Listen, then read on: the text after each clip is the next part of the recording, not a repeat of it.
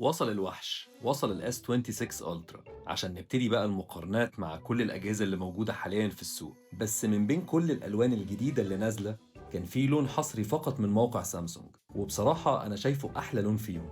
وكان عاجبني طبعا شويه البنفسجي، بس اللون ده انا ما بقدرش اقاومه بصراحه.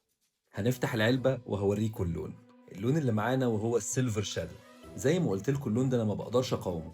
لون حلو جدا، وانا شايفه ان هو اقوى لون في المجموعه كلها.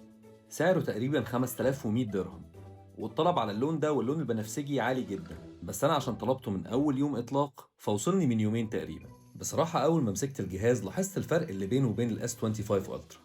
انعم واخف شوية منه عشان الالومنيوم، وعامل طبعا ماتشنج غريب مع الايفون بتاعي. لايقين على بعض قوي. متحمس طبعا اجرب الكاميرات بتاعته، مع ان في اجهزة صيني كتيرة بتتفوق عليه في الموضوع ده، بس برضه سامسونج هيفضل سامسونج، وكاميراته هتفضل واحدة من أفضل المنافسين في السوق. ومبسوط جدا طبعا إن لسه خاصية القلم موجودة في الاس 26 الترا، لأن هم قالوا إن هم هيشيلوها في الاس 27. الجهاز ناعم في الإيد، وهتلاحظ ده من أول ما تمسك الجهاز، وأطرافه تحس إنها انسيابية أكتر. استنوا مراجعة كاملة للوحش الجديد قريب قوي، وسلام.